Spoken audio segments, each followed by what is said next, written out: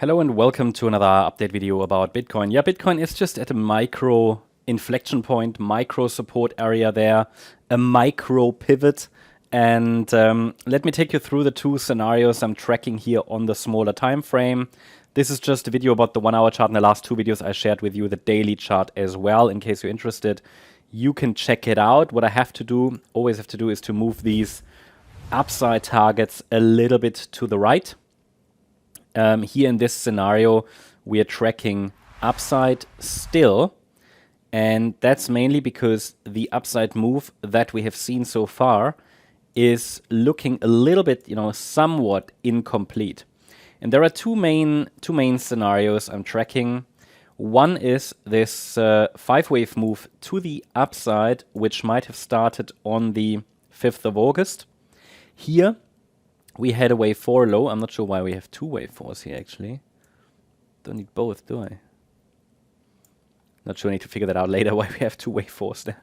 Then we have a wave, obviously in the blue count, we had a wave 1 to the upside from there, a wave 2 to the downside from there. The third wave is still unfolding. It is the white wave count, which should take us higher towards 70. Just try to move it while not moving the fibs. Just trying to move the label. Should take us higher in this third wave into the area between 73.5K to 74.5K next. And tracking the micro within this third wave, we're tracking an ABC structure, and the B wave likely bottomed here on the 10th of October at 59,100. And yeah, from 50, let me just double check that. Yeah, 59,100. And now we're tracking this C wave to the upside, which should be a 5-wave move, and it seems to be an ending diagonal. So I'm highlighting this because the C wave would ideally stretch a little bit higher, and my first ideal target for a third wave is typically the 138% extension around 73.5K. Wouldn't go by the absolute dollar value because it will differ from exchange to exchange a little bit, but that's sort of the idea.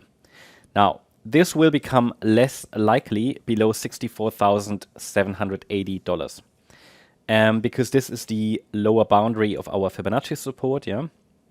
And as I said, it looks a little bit like a 5-wave move down from the last high, but this could just be part of an internal B wave, okay? So I'm not labeling every little wave here, but it could be an A, B, C structure. That's okay, and we could go up from here. And I'm just showing you fib support. You can see price reacted and already bounced off. So I still leave the door open for higher, but a break below 64,780 opens the door to a more substantial correction. What I also want to show you is the blue count. In the blue count, we're tracking also a 1, 2, 3, but the third wave already topped end of September. Bit short for a third wave, don't like it so much, but valid. Then a fourth wave pullback instead of the white B wave. And then we're now in the fifth wave. And that fifth wave, because we're dealing with the diagonal, could also be an A, B, C structure. So what I highlighted in the previous video is that even if we break below the upper support, it could technically still be the B wave. So we will have to monitor the downside structure really in detail in order to be able to distinguish between, all right, wave, we are still in the direct move up, or we have already started the wave 2 in blue. All right. So what really matters, I think, is, and that is really, if you want to keep it simple and clear, the support area that really matters is the support between 53,111 and 60,956, because that's the main support area that matters. If we break below upper support, this is the one that is really relevant. But it's not entirely clear yet if the next move down will be already the wave 2 correction. Yeah, it depends on whether we break below upper support and how the structure develops. So I always give you my latest view of the micro, but it really depends on how it's developing. Then we can make a call. For now, I'm still just tracking support, and we can keep the door open for higher as long as we're holding above the upper support area. What else? Don't want to forget anything. Just note that if we break upper support, it could simply be the B wave within a still unfolding wave 5 of 1. Yeah, so it will really depend on the correct structure then. But the daily is clear, or let's say the larger support area is clear.